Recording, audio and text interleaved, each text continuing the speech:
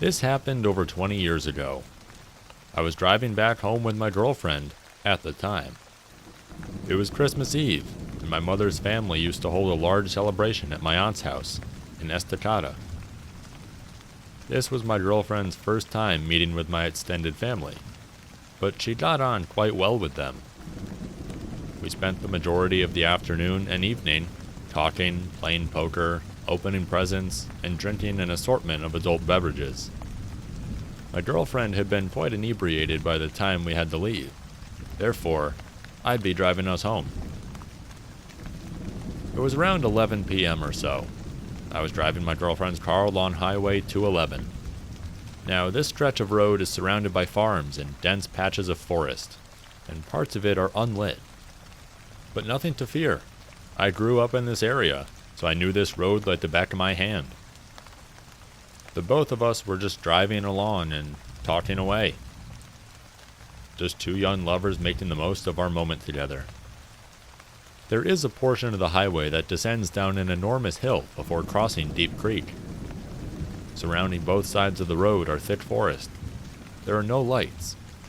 The only thing we could see was the area directly in front of our headlights. I drive down the hill, cross the bridge, and uphill through more forest. It's as the highway starts to flatten out that this happens. Something sprints across the road so suddenly that I almost hit whatever it was. I slam on the brakes and turn to my girlfriend and ask her if she saw it. She confirmed that she had, but couldn't make out what it was.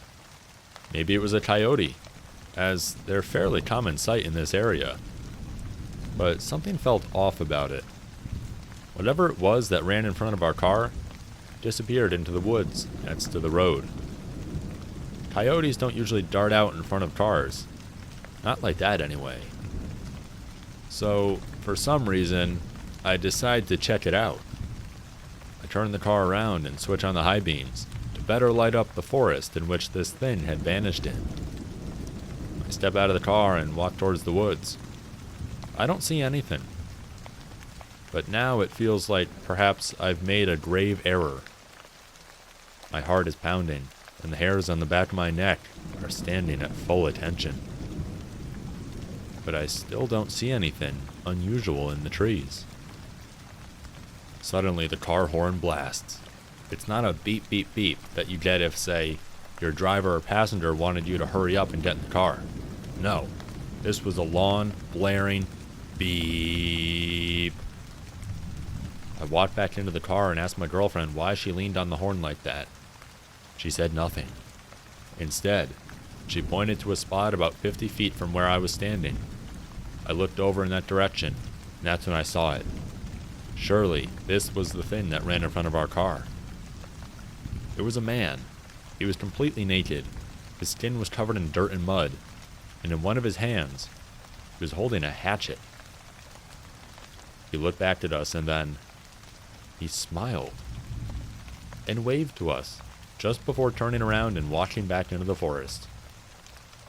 Needless to say, we got the heck out of there.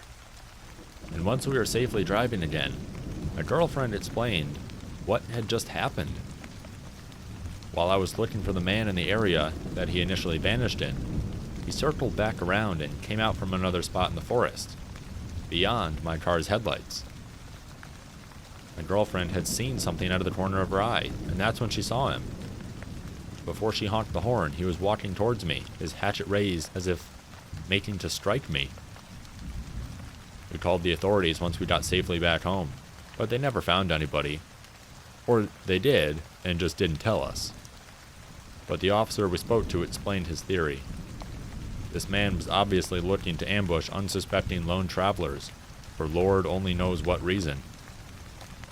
We all agreed that my girlfriend's quick thinking saved my life, as it let my potential killer know that I wasn't alone out there. I moved back into the area recently, so I now drive that highway often. No naked hatchet man sightings yet, but I can tell you that I'm definitely extra vigilant now, especially near Deep Creek.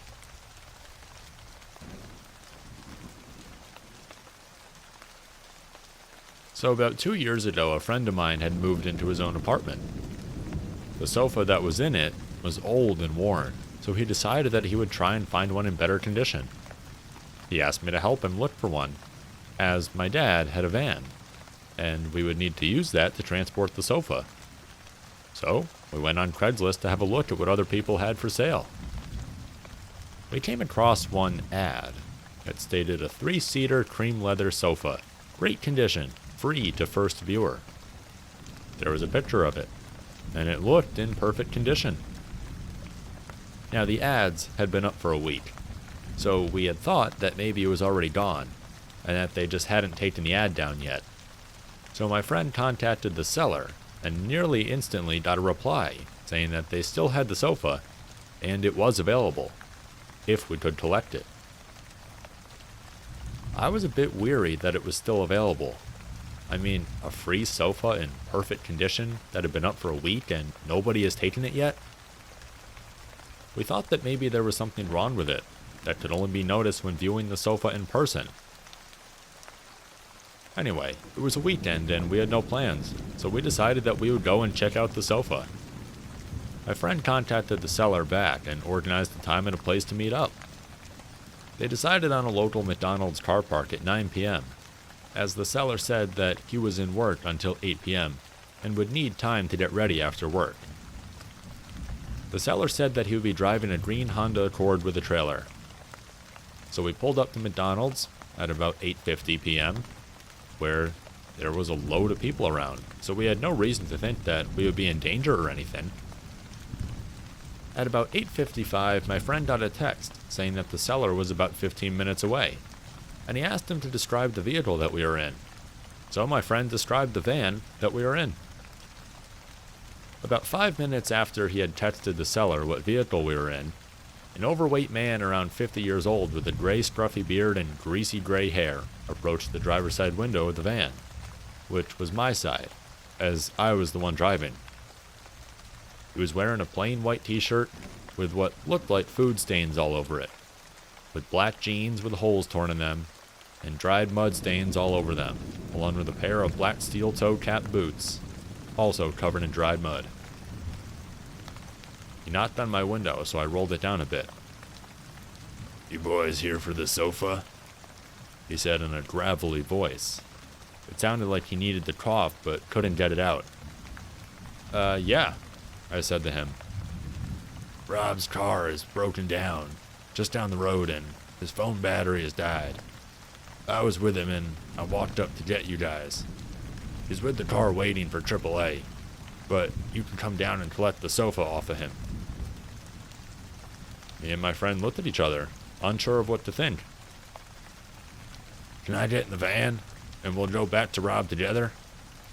"How far down the road is he?" Not too far, but I need to show you where to go."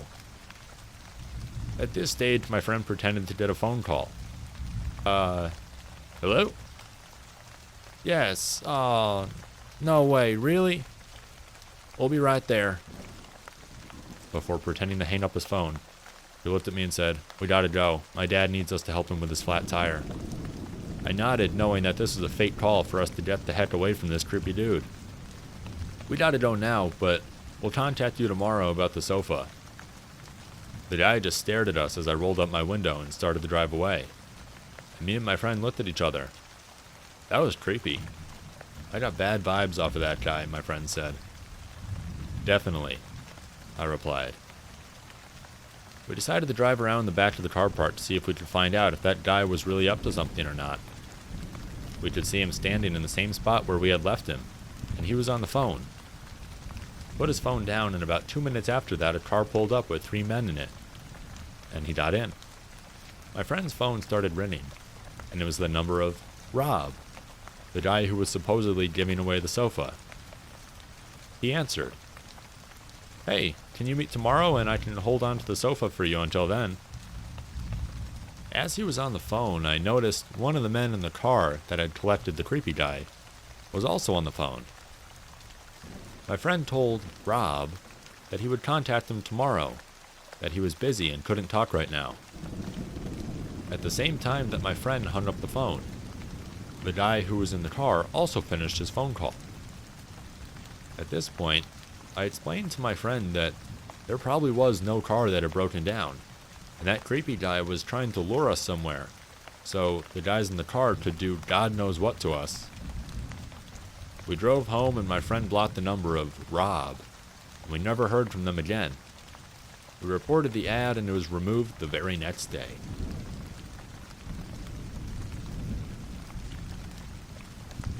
This was a great number of years ago, and I'm starting to feel old by thinking of my school days now.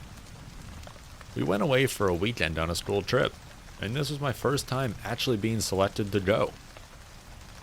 I was the class clown back in the day, often performing pranks on other classmates and teachers. So I was never picked for anything.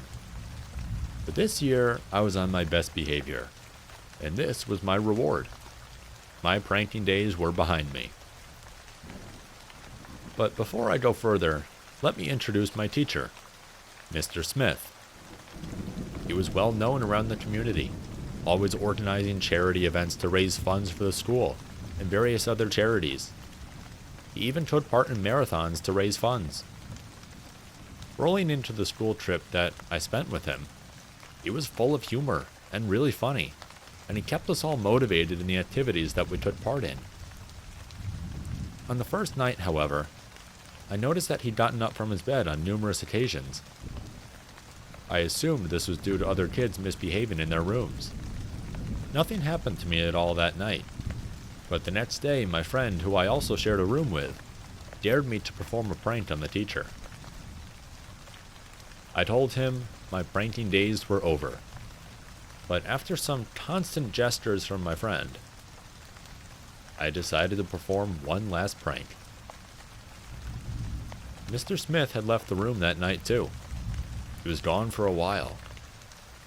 We had taken some sellotape earlier that day, and when he left the room, we'd literally made a web out of the tape for him to walk into when he entered the room. We'd waited a long time for him to enter, and I found it a struggle not to fall asleep.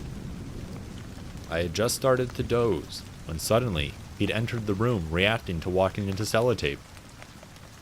He knew instantly it was me, and me and my friends were hysterical, and we were lucky he saw the funny side too.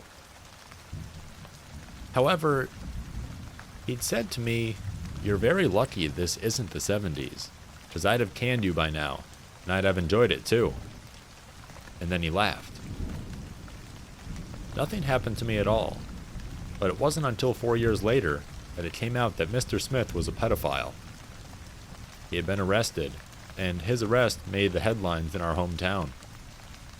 He had 44 cases of abuse towards children, mostly girls, against his name.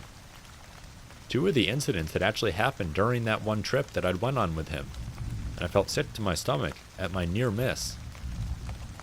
He had also been charged for attempted murder as he tried to kill a victim that had threatened to report him. Our entire hometown was disgusted by him, and even now, no one mentions his name.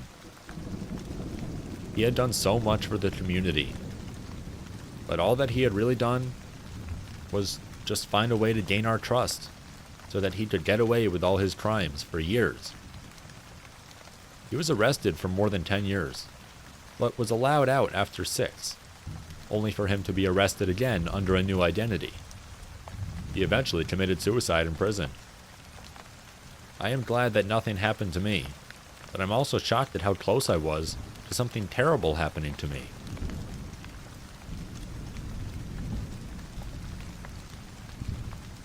If you enjoy Creepy Nights content, let us know.